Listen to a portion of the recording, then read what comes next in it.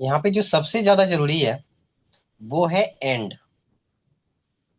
ये जो एंड सब है ये सबसे इंपॉर्टेंट है। अगर आप इसको हटा देते हो तो ये एरर दे देगा और वैसे भी आगे बढ़ेगा नहीं।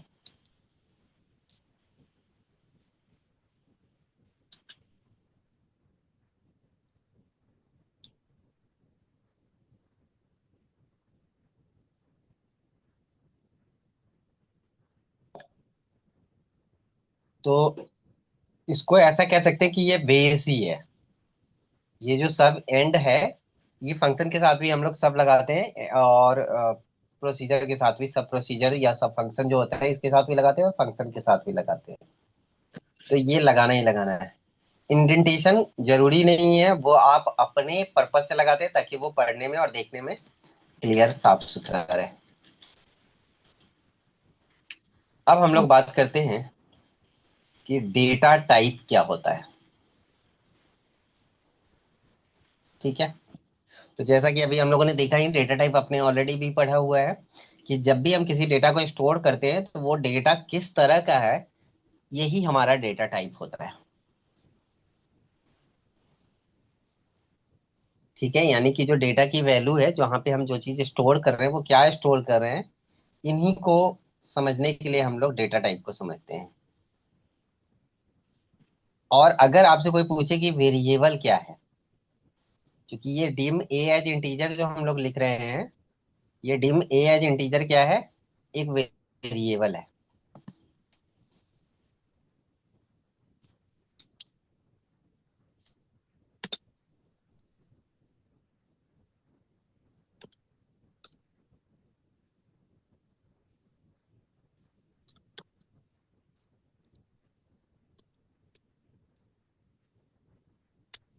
तो अगर हमसे पूछा जाए कि भाई ये जो वेरिएबल हमने ए लिया है, इस वेरिएबल का क्या मतलब है, तो इस वेरिएबल का मतलब यही है कि ये क्या है, अभी मैंने बताया था आपको, ये जहां पे हम लोग स्टोर करने वाले हैं उस लोकेशन का नाम है। ऐसा बोल सकते हैं हम लोग। यस। और वो भी हमारे द्वारा दिया गया नाम है, क्योंकि उसके द्वारा दिया गया नाम तो बहुत डिफिकल्ट है। वो 14 14 15 15 वर्ड का आ जाएगा, करेक्टर का आ जाएगा, नंबर का आ जाएगा, तो वो तो वैसे ही हमें याद रखना जो है मुश्किल हो जाएगा। तो इसलिए हम इसको कह सकते हैं कि ये हमारे द्वारा डिफाइंड है। जो इसका नाम है वो क्या कर रहे हैं, हम लोग डिफाइन कर रहे हैं। किसका नाम डिफाइन कर रहे हैं, तो उस स्पेस का नाम डिफाइन कर रहे हैं। यानी मेमोरी का जो लोकेशन है उसका नाम बता रहे हैं। ठीक है। तो वेरिएबल मतलब मेमोरी, जो जहां पे हम वैल्यू रखने वाले हैं उसका जो भी नाम है उसको हम लोग वेरिएबल कह रहे हैं। ठीक है। अब अगर हम लोग देखें तो इंटीजर के बदले हम लोग स्ट्रिंग से शुरू करते हैं।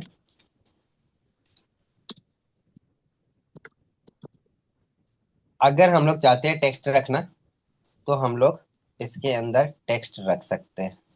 इसका नाम भी चेंज करते हैं, बाद में हम लोग डिस्कस करेंगे इस पे कि इसका नाम क्या रखा जाए, कैसे रखा जा सकता है, क्या ये एक वर्ड का हो सकता है कि नहीं हो सकता है, क्या क्या हो सकता है।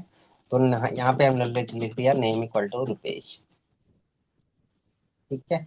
तो इस तरह से हम लोगों ने कौन सा डेटा स्टोर किया, as a text data store किया, as a string data store किया। ठीक है। इसको अगर हम लोग ऐसे स्टोर कर ले, मैसेज बॉक्स नेम। अब यहाँ पे आप नोटिस करना, मैंने स्मॉल लेटर में लिखा है और देखो अपने आप उसने कैपिटल कर दिया। तो इस वेरिएबल को जब हम लोग आउटपुट में देंगे, ये सब आप इजली समझ पा रहे होगे, तो इसमें बहुत ज्यादा दिमाग लगाने की जरूरत नहीं है। तो यहाँ पे रुपेश शो हो गया, क्लियर है। यस। डिम का मतलब मैंने क्लियर कर दिया हुआ है कि डिम का क्या मतलब है। तो डेटा इन अगर मैं मेमोरी। इसके आपने ये बोला था ना? डिफाइन इन मेमोरी, हाँ। Define in memory. मैं डेटा इन मेमोरी। नहीं, define in memory. Define in memory तो यहाँ पे हम लोग कह सकते हैं कि अगर सिंटैक्स की बात की जाए कि क्या सिंटैक्स होता है, तो सिंटैक्स में सबसे पहले तो डीम वर्ड आ गया। डीम वर्ड का मतलब हो गया डिफाइन इन मेमोरी। उसके बाद हम लोग यहाँ पे देते हैं वेरिएबल नेम। वेरिएबल नेम हमेशा ध्यान रखना है आपको कि एक ही वर्ड का होना चाहिए, दो वर्ड का नहीं होना चाहिए। उसके बाद हम लिखते हैं एज, और यहाँ पे बताते हैं डेटा टाइप की किस तरह का हमारा डेटा है। ठीक है। अब ये डेटा टाइप हो किस किस तरह का सकता है? तो डेटा टाइप हो सकता है, इंटीजर हो सकता है, ठीक है। डबल हो सकता है, ठीक है। स्ट्रिंग हम लोगों ने देखा। डबल बेसिकली डेसिमल वैल्यू के लिए हम लोग लेते हैं, स्ट्रिंग हम लोगों ने देखा। तो इस तरह से जो अलग अलग डेटा टाइप है, वो डेटा टाइप हम लोगों ने देखा है यहाँ। ठीक है। डबल में क्या होता है? अब आते हैं, हाँ, डबल डबल।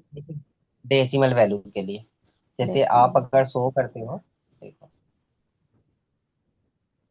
मैंने यहाँ पे अगर लिखा dim A H, name H कर देते हैं इंटीजर, ठीक है। और इसके अंदर वैल्यू रखा मैंने 25.25। F5 करते हैं तो खा गया वो 0.25 को, ठीक है। इंटीजर ने क्या किया, वो 0.25 को खा गया, और तो सही में खा गया। यहाँ पे ऐसा नहीं कि हाँ ये है लेकिन दिख नहीं रहा है, ऐसा हम्म। सिचुएशन नहीं है, ये सही में खा गया उसको, ठीक है। चलो अब ऐसे समझो,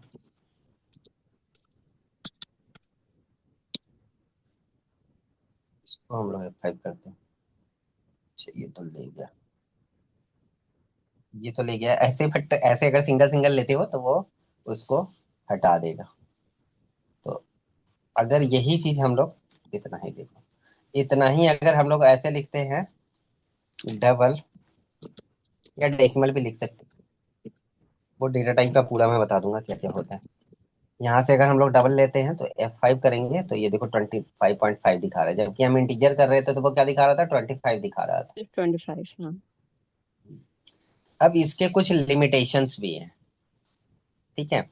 तो ये जो नेम है ना, इसको हम लोग जानते हैं आइडेंटिफायर के नाम से, ठीक है। यहाँ पे नेम क्या है, आइडेंटिफाई कर रहा है। क्या आइडेंटिफाई कर रहा है? कीवर्ड्स के बारे में आपको पता चल गया, ठीक है। यस। कीवर्ड्स के बारे में पता चल गया। Yes sir. अब ये जो नेम है, जो वेरिएबल है, उसको बोलते क्या है, तो उसको कंप्यूटर की लैंग्वेज है। नेम ही नहीं है, बहुत सारी चीजें जो हम डिफाइन करते हैं, बहुत सारी चीजें हैं जो हम डिफाइन करते हैं। तो जो भी जिन भी चीजों को हम डिफाइन करते हैं, उनको हम लोग बोलते हैं आइडेंटिफायर, ठीक है। जैसे यहाँ पे टेस्ट फोर लिख रहा है, कौन लिख रहा है, हम लिख रहे हैं, ठीक है। टेस्ट फोर क्या कर रहा है, एज ए फंक्शन का काम कर रहा है। तो ये टेस्ट फोर जो हम लोग लिख रहे हैं, इसकी कुछ लिमिटेशंस होती हैं, ऐसा नहीं कि आप कुछ भी लिख दो। जैसे आपने देखा था ना, मैंने रुपेश कुमार लिखा था तो वो एरर दे दिया था कि नहीं नहीं, दो वर्ड का आप नहीं लिख सकते। तो ऐसी क्या क्या लिमिटेशंस होती है, ये सी सी में भी सिखाया जाता था जी, ठीक है जी। तो ये रूल जो आप फॉर, इस शीट में न्यू टेस्ट मतलब न्यू कोडिंग कर रहे हो, वो आप कैसे कर रहे हो? एंटर करके? नहीं जैसे नया ले टेस्ट रहा हूँ ना, थ्री के नया बाद लेके आपने टेस्ट जैसे 4, ये पूरा जैसे मॉड्यूल ही आप आप न्यू कॉपी पेस्ट करोगे ना, ये जैसे ही कॉपी पेस्ट करोगे, अगर मैं इसको सपोज यहाँ पे नीचे कॉपी करके और सीधा पेस्ट कर रहा हूँ, तो कॉपी पेस्ट कर रहा हूँ तो ये देख रहे हो आपने एक नया अच्छा, बन गया। न्यू स्टार्ट हो रहा है, ठीक है। हाँ, बस इसका नाम का ध्यान रखना है कि सेम नहीं होना चाहिए, ठीक है। अब ये है जो सब टेस्ट है वो चौथा। अब इसके क्या क्या लिमिटेशंस होते हैं या क्या क्या रूल होते हैं, ठीक है। तो पहला हम लोगों ने कीवर्ड्स पढ़ लिया, उसका रूल हमें पता चल गया कि वो फिक्स वर्ड्स होते हैं, वो लगभग 70-75 अराउंड होते हैं। वो फिक्स वर्ड्स होते हैं, उनका फिक्स यूज है कि हाँ उसका वो इसी पर्पज से यूज होगा। इसी तरीके से एक दूसरा वर्ड जो है वो है आइडेंटिफायर। आइडेंटिफायर कहते हैं किसको है हम लोग?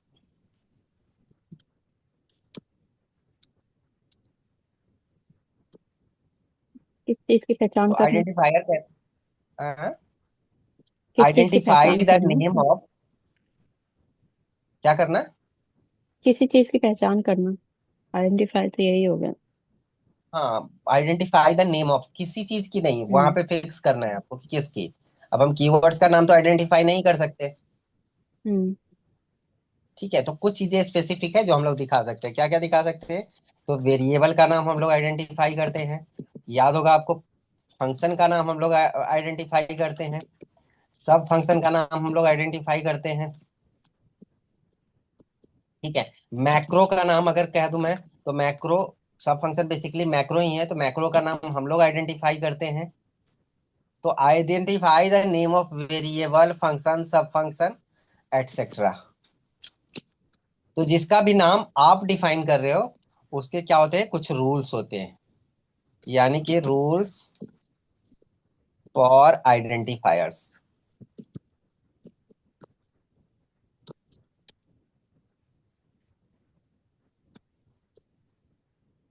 क्या क्या रूल होते हैं? तो सबसे पहला रूल होता है कि वेरिएबल का नाम हमेशा जो है वो ए से जेड तक से शुरू होना चाहिए। ठीक है, तो इसको हम लोग ऐसा कह सकते हैं, रूल नंबर एक, स्टार्ट फ्रॉम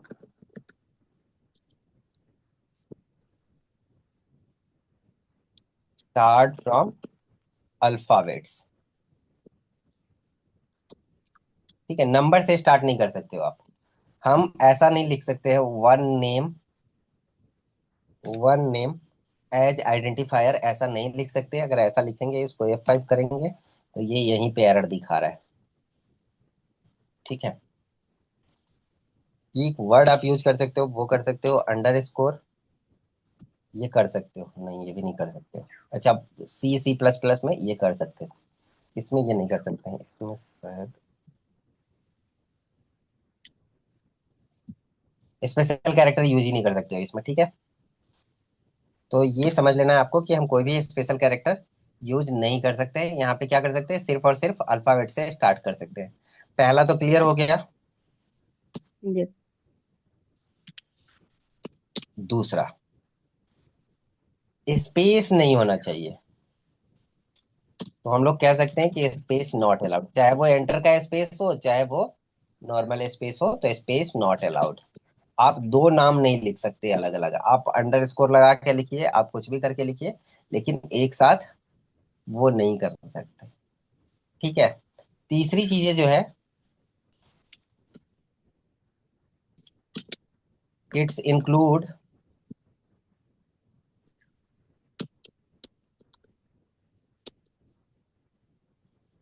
आप इंक्लूड कर सकते हैं नंबर को, लेटर को, मतलब बाद में आप लिख सकते हो।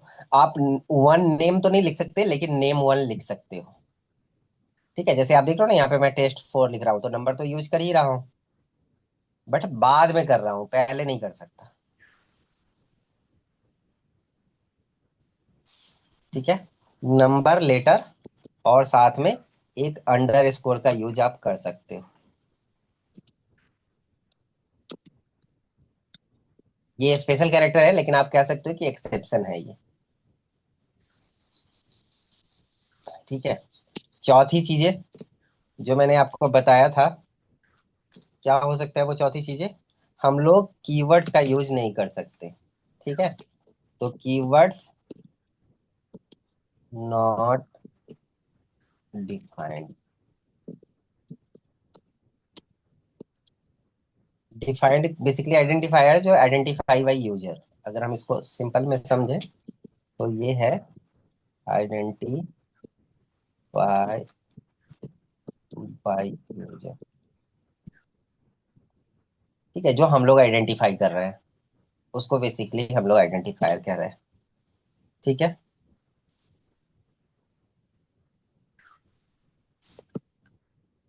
अब यहाँ पे VBA में क्या होता है कि हम लोग बिना आइडेंटिफाई का किए भी यूज कर सकते हैं, बट ये गुड थॉट नहीं है। तो इसलिए आपको हमेशा क्या करना चाहिए, उसको डिक्लेयर जरूर करना चाहिए। उसका फायदा क्या होता है कि उस वेरिएबल के अंदर गलती से भी दूसरा चीजें हम नहीं डाल सकते। तो ये एक गुड थिंग है, ये रूल तो नहीं कह सकते। ठीक है, बट बेटर होता है। ठीक है, तो इसको रहने देते हैं, इसको रूल के अंदर नहीं डालते हैं।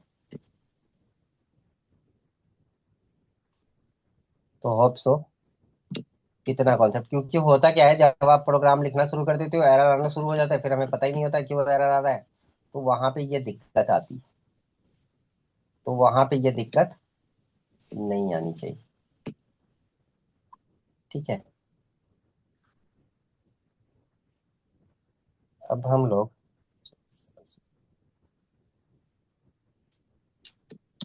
डेटा टाइप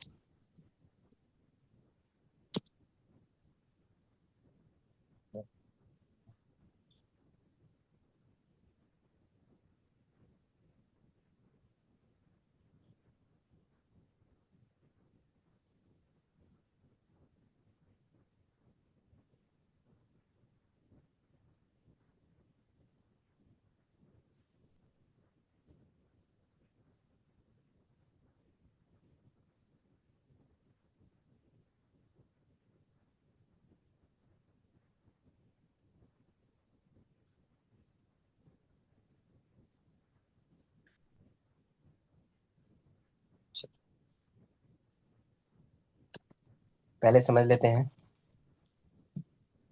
या मैं भेज दूं आपको, ये समझ में आ जाएगा? हाँ सर, आ जाएगा। क्योंकि आपने ये किया हुआ है तो आपको समझ में आ जाएगा डेटा टाइप क्या क्या होता है। अगर सिंपल में बात करें तो स्ट्रिंग जो है वो टेक्स्ट के लिए यूज करते हैं हम लोग, इंटीजर जो जी। है वो नंबर्स के लिए यूज करते हैं। जी। ठीक है। हालांकि इंटीजर का एक होता है 10,400, 10,000 समथिंग के लिए, समथिंग तक के लिए होता है, या 33,000 समथिंग के लिए होता है। ठीक है, इनकी एक लिमिटेशंस भी होती है, तो उस लिमिटेशंस को मैं साथ में ही इंक्लूड कर दूंगा। लॉन्ग अगर हम लोग बात करें तो जहां पे इंटीजर का वैल्यू खत्म हो जाता है, जहाँ पे इंटीजर की वैल्यू खत्म हो जाती है, जैसे आप नोटिस करोगे अगर मैं यहाँ पे लिखता हूँ नेम एज इंटीजर, तो वो आपको एरर भी देके बता देगा। और देखो यहाँ पे कैपिटल लिखा है, स्मॉल लिखा है, वो अपने आप चेंज कर दिया। और यहाँ पे मैं वैल्यू लिख रहा हूँ, और यहाँ से अगर मैं F5 करता हूँ, ये उसमें भी होता है। तो कह रहा है कि ओवरफ्लो हो गया जी, कि इससे ज्यादा ये नहीं जा सकता है। इसका फिक्स कितना होता है? होता है 33,000 कुछ होता है शायद। ठीक है, तो उससे बड़ा अगर इसी को हम लोग लॉन्ग कर देते हैं तो ये एक्सेप्ट कर लेगा।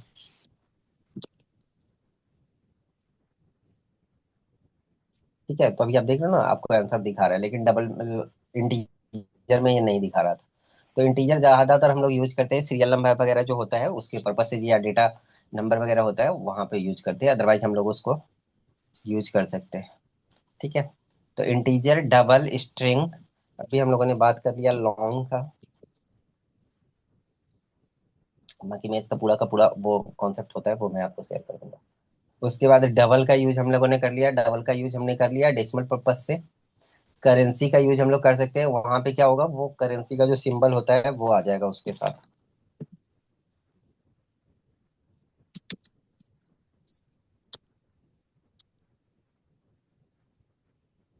ठीक है, और एक मोस्ट इंपॉर्टेंट है, वो है बुलियन। ठीक है, बुलियन क्या होता है? 01। एक डेटा ट्रू टाइप है। फॉल्स। हाँ ट्रू फॉल्स, तब तो पता ही। तो उसको एज ए बुलियन हम लोग लेंगे और उसके अंदर ट्रू फॉल्स डालेंगे। ट्रू फॉल्स डालने का मतलब क्या है, कि हमने ए इक्वल टू लिख दिया बी लेस देन सी। अब या तो क्या होगा, बी की वैल्यू सी से छोटी होगी, छोटी होगी तो वो ट्रू आ जाएगा, और अगर बड़ी होगी तो वो फॉल्स आ जाएगा। तो इस तरीके से हम लोग बुलियन को डिफाइन कर सकते हैं। तो यहाँ पे ए जो है बेसिकली वेरिएबल, सिर्फ ए हमारा बुलियन है। बी जो है, बी और सी क्या है, इंटीजर है, लेकिन ए क्या हो जाएगा, वो बुलियन हो जाएगा।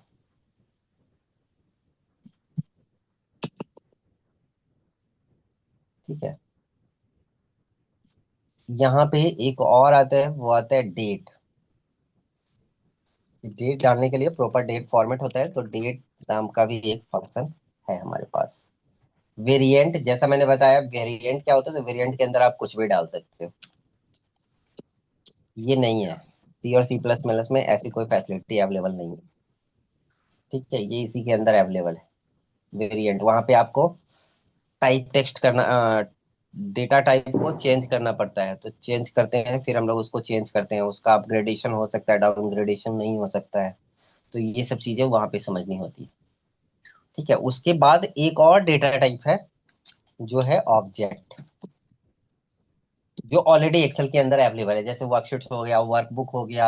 आप चाहो तो वह ऑब्जेक्ट बना भी सकते हो, किसी रेंज को ऑब्जेक्ट बना सकते हो, जैसे पर्टिकुलर अगर रेंज है उसका एक सिंगल नाम हम लोग देना चाहते हैं, तो उसका एक सिंगल नाम दे देंगे, जैसे मैं आपको दिखा देता हूँ। जैसे डिम नेम एज रेंज। अब बेसिकली क्या हुआ कि नेम जो है वो पूरे रेंज का नाम हो गया, तो आप यहाँ पे लिख सकते हो name equal to range A1 to A5। ठीक है, और यहाँ पे हमने लिख दिया नेम इक्वल टू।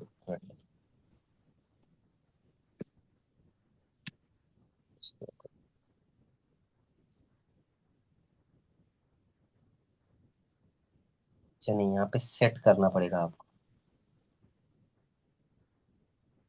वेरिएबल को तो ऐसे दे देते हैं, इस जो आपका ऑब्जेक्ट होता है उसको हम लोगों को लिखना पड़ेगा। क्या लिखना पड़ेगा? तो set name equal to range. यहाँ आई थिंक सही हो गया। हम्म, ठीक है। तो अब देखो A1 से लेके A5 तक उसने 25 एंटर कर दिया। क्लियर है? तो पूरा का पूरा जो ग्रुप है उसको हम लोगों ने सिंगल सिंगल सेल के थ्रू, सिंगल नाम के थ्रू यानी नेम के थ्रू हमने दे दिया। देख रहे हो आप यहाँ पे? यस। अगर सपोज मैं इसको यहाँ पे फिर से कंपाइल करता हूँ और इसको मैं कर देता हूँ 27। अब देखो जैसे मैं F8 करूंगा वो चेंज हो जाएगा, 27 हो गया पूरा A1 से लेके A5। तो ये इस तरीके से आप ग्रुप का नाम दे सकते हो। तो ऐसी जो चीजें ग्रुप में होती है उसको हम लोग ऑब्जेक्ट के नाम से जानते हैं। तो ये, और यहाँ पे ऑब्जेक्ट में आपको सेट करना होता है। ठीक है, अगर आप सीट का नाम भी दे रहे हो तो सीट का नाम सेट करना पड़ेगा, किस वर्कशीट दिस। वो हम लोग प्रोग्राम जब देखेंगे तो उसके अंदर भी देखेंगे।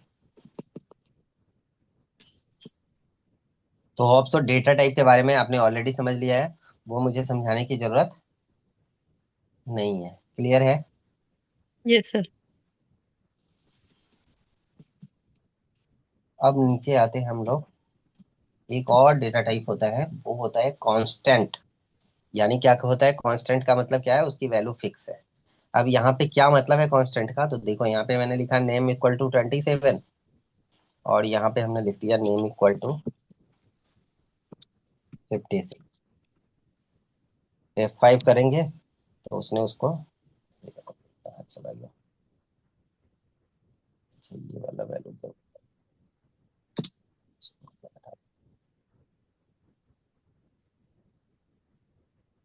F5 किया। Message box name. अच्छा, ये मैसेज बॉक्स नेम में दिखा रहा है, क्यों दिखा रहा है? क्योंकि एक साथ अब ऑब्जेक्ट को नहीं दिखाया जा सकता मैसेज बॉक्स के अंदर। ऑब्जेक्ट को कैसे दिखा सकते हैं, राइट? क्लियर है? यस। क्योंकि ऑब्जेक्ट पूरा का पूरा वैल्यू है, फिर ऑब्जेक्ट का भी है, ऐसा नहीं कि नहीं दिखा सकते हैं, दिखा सकते हैं, बट उसका फिर अलग कॉन्सेप्ट आ जाएगा। क्या कॉन्सेप्ट आ जाएगा? तो नेम डॉट करके आप दोगे, यहाँ पे दोगे मैसेज बॉक्स नेम डॉट। अब यहाँ पे डॉट वैल्यू सद होगा नेम डॉट वैल्यू। अब देखो F5 करोगे तो कुछ होता है, वो दिखा देगा आपको कौन कौन सा सेल नंबर है। फर्स्ट वन सेकंड वन करते हो तो वो दिखा देगा आपको कि हाँ नेम ऐसे दिखा देगा। हाँ, दिखा देगा। तो ये देख रहे हो ना, पहले में दिखा दिया इसने 56 है। और अगर हम लोग यहाँ पे 57 लिख देते हैं तो ये देखो ऐसे हम लोग इसको यूज कर सकते हैं।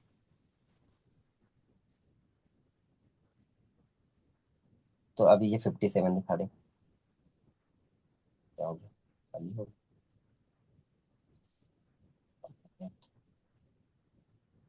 Name equal to 56। अच्छा, ये पहले कोड ही चल गया तो इसलिए 56 ही दिखा रहा है। अब ये वाला कोड चल गया ना वो, तो इसलिए वो वन आपको क्यों 56 यूज किया सर आपने? दिखाता हूँ। ये मैंने रेंज डिफाइन किया, पहले हम लोग वैल्यू डाल रहे थे अपने से। अब यहाँ पे देखो 26, 27, 28, 40। 45। इसके अंदर 5 सेल है एक्चुअली। तो पहला सेल अगर मुझे पता करना है तो मैं यहाँ पे F5 करूंगा, पहला सेल आ गया। अगर मुझे दूसरा सेल यूज ओके। करना है तो मैं यहाँ पे 2 यूज करूंगा, तीसरा मतलब यूज करना है तो यहाँ पे मैं F5 करूंगा, ये तीसरा आ जाएगा। क्योंकि रेंज मल्टीपल है ना, ये सीट्स में भी होगा। ठीक है। जैसे अगर मैं यहाँ पे ले लेता हूँ डिम नेम एज सीट्स, ठीक है, और सेट नेम,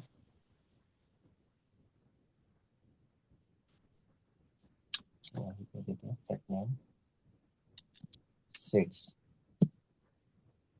और अगर हम लोग यहाँ पे देते हैं F5, ये होगा। इसको प्रॉपर जब हम लोग करेंगे तो मैं बताऊंगा कैसे ऑब्जेक्ट का यूज किया जाता है। ठीक है, सेट नेम एज सीट करना था मुझे, सेट नेम एज सीट। तो इस तरीके से ये पहला दूसरा तीसरा सीट्स में भी दिखाता चला जाएगा। ठीक है।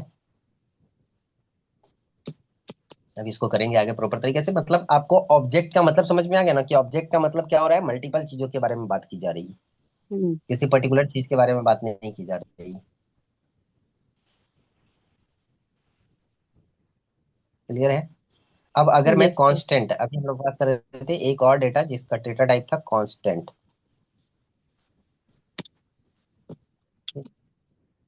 ये कांस्टेंट क्या करता है, ये कांस्टेंट क्या करता है, तो ये कांस्टेंट वैल्यू देता है। जैसे सपोज करो, अगर हम लोगों ने लिख दिया है यहाँ पे कांस्टेंट ए एज इंटीजर,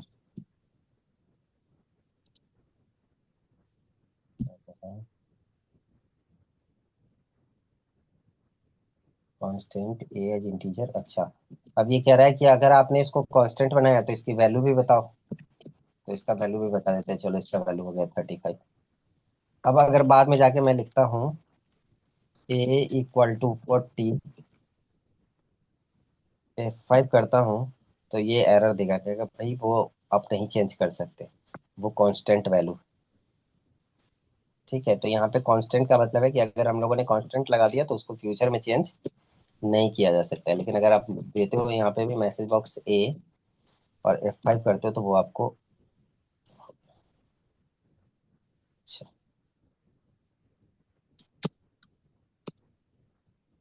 वो आपको वैल्यू दिखाएगा। आप इसको किसी के साथ प्लस माइनस वगैरह कर सकते हो, लेकिन इसकी वैल्यू चेंज नहीं कर सकते हो। तो कांस्टेंट का मतलब क्या हो गया, ये कांस्टेंट फिक्स वैल्यू हो गई।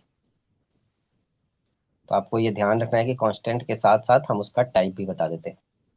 तो कांस्टेंट डेटा टाइप और फिक्स वैल्यू। जैसे कई बार होता है ना, पाई वगैरह को हम लोग शो करते हैं, तो पाई वगैरह की वैल्यू फिक्स करना चाहते हो तो वो वैल्यू आप यहाँ से फिक्स कर सकते हो। जरूरत पड़ जाती है कई बार फिक्स वैल्यू की, तो वो आप यहाँ से कर सकते हो। ठीक है। तो कांस्टेंट का सिंपल सा मतलब क्या हो गया, कि कांस्टेंट की वैल्यू चेंज नहीं की जा सकती।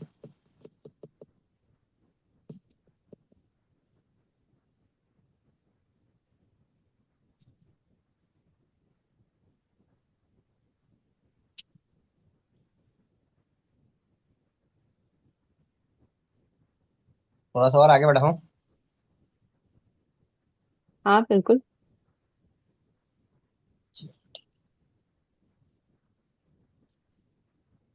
अब हम लोग कुछ देखते हैं जो बिल्ट इन कंस्टेंट्स है। बिल्ट इन कंस्टेंट का क्या मतलब है, कि इसके अंदर already in build,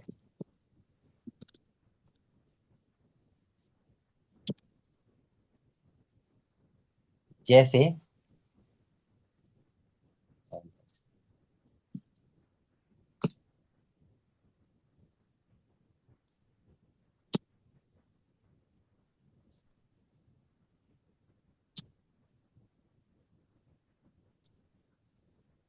built in constant क्या होता है, जैसे हम लोग लिखते हैं वी वी। अब मैसेज बॉक्स में क्या होता है, कि मैसेज बॉक्स में हम लोग चाहते हैं कि नया लाइन में दिखाए। मतलब मैसेज बॉक्स में जो चीजें हैं वो नई लाइन के अंदर दिखाए। तो उसके लिए लाइन ब्रेक करना है, तो उसके लिए हम लोग लिख सकते हैं VVCRLF। ज्यादा ठीक है। शॉर्ट नहीं हो गया? मतलब शॉर्ट फॉर्म टाइप में है ना ये? हाँ, शॉर्ट ऑफ टाइम है। ये बेसिकली जो लेफ्ट है उसका वीबी, आप न्यू लाइन के लिए इसको यूज करते हो। जो वीबी CRLF है, ये ना समझना पड़ेगा। कुछ कैरेक्टर्स होते हैं जो 24 होते हैं। अब जैसे सपोज करो कि आप यहाँ पे न्यूमेरिक में यूज करते हो, न्यूमेरिक में यूज करते हो 24, ठीक है। ऑल्ट एंटर हम लोग देते हैं और यहाँ पे यूज करते हैं 25। तो ये ऐसे लिखा हुआ आ जाता है। और अगर हम लोग इसका कोड देखें,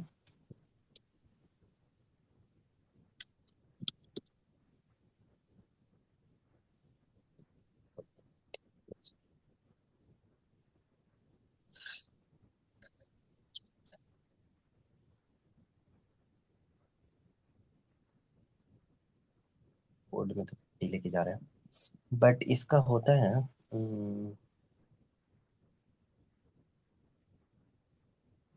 तो अगर आपको ऐसा लिखना है ना, आप ऐसा कर सकते हो। कैसे कर सकते हो? तो वो कैरेक्टर्स होता है 15-17 कुछ होता है, वो मैं मुझे अभी एग्जैक्टली याद नहीं आ रहा है।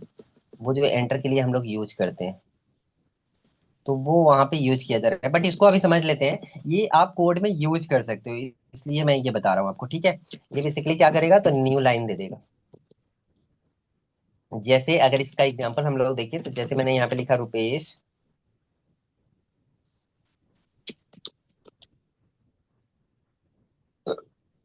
और यहाँ पे मैंने लिख दिया BVCRLF, और साथ में मैंने लिख दिया कुमार। अच्छी काम करें।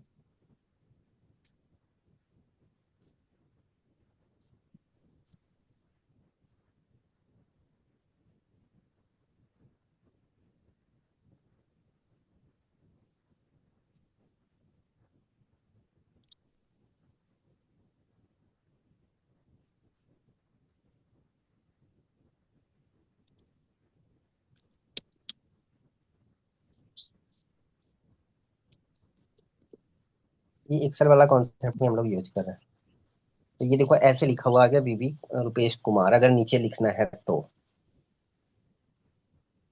क्योंकि यहाँ पे अगर आप एंटर दे के डायरेक्टली लिख भी देते हो ना, तो उससे कोई फर्क उसको नहीं पड़ेगा। अगर सपोज करो आप कहते हो कि ये देने की क्या जरूरत है, हम यहीं पे एंटर दे के लिख देते हैं, यहाँ पे ऐसे लिख देते हैं। तो ये ऐसे भी लिखोगे तो एक तो वो पहले ही एरर दिखा देगा आपको कि एंटर अलाउड ही नहीं है, हम्म। ठीक है। बट अगर सपोज आप कर भी लेते हो ऐसा,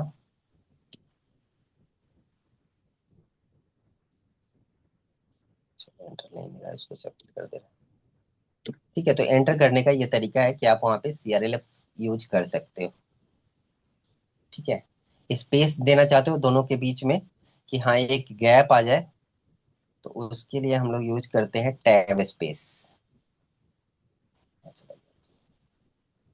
तो ये सब कुछ फिक्स इसके इनबिल्ट है, तो आपको ध्यान रखना है। आप वीवी टैब कर दोगे तो उसके लिए वो टैब स्पेस दे देगा, ठीक है। मैं ऐसे लिख देता हूँ, चलेगा ना?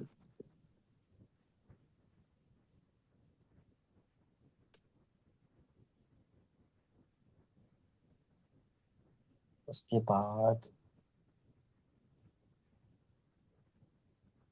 बाकी चीजें हैं कुछ।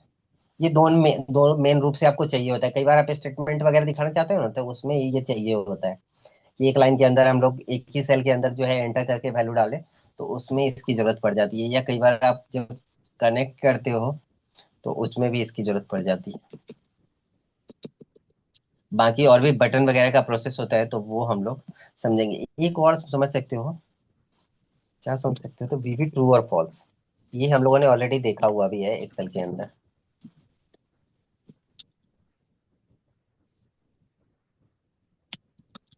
ठीक है। तो ये न्यूमेरिक वैल्यू ट्रू जो है, वो न्यूमेरिक वैल्यू किसको इंडिकेट करेगा, 1 को। और वीवी फॉल्स किसको इंडिकेट करेगा, तो वो 0 को इंडिकेट करेगा। तो आप ऐसा लिख सकते हो, ट्रू और फॉल्स में इसको 0 और 1 के थ्रू शो कर सकते हो। तो इसका वैल्यू जो है वो बेसिकली इसके बराबर हो जाता है।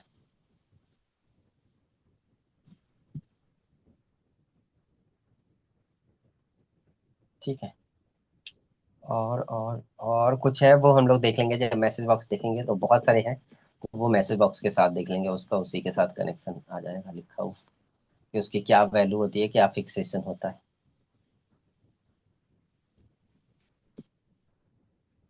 ठीक है।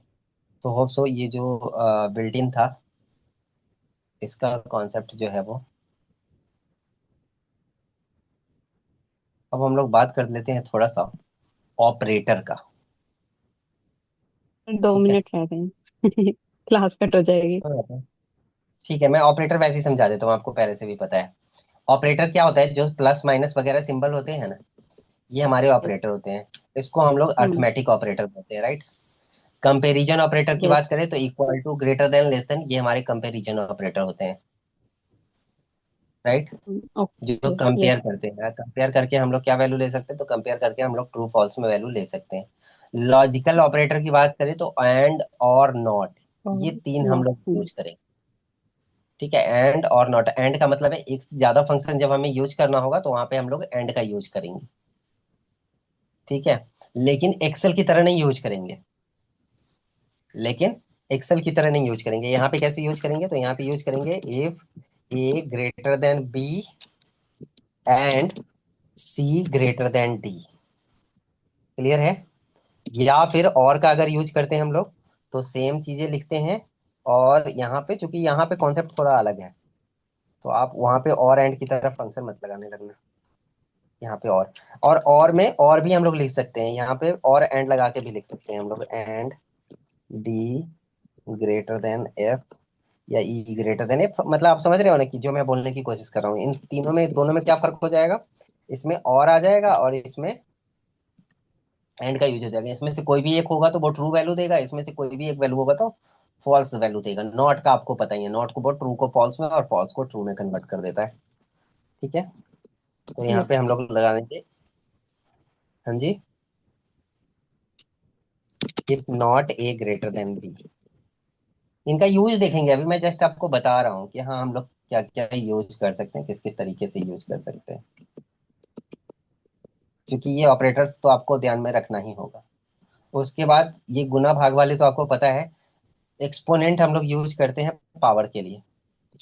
ठीक है, एक्सपोनेंट मार्क ऊपर जो होता है 6 के ऊपर, ये एक्सपोनेंट होता है, तो ये फॉर पावर के लिए होता है। ये एक्सेल में भी काम करता है जी, इसी में नहीं काम करता है, एक्सेल में भी काम करता है सेम।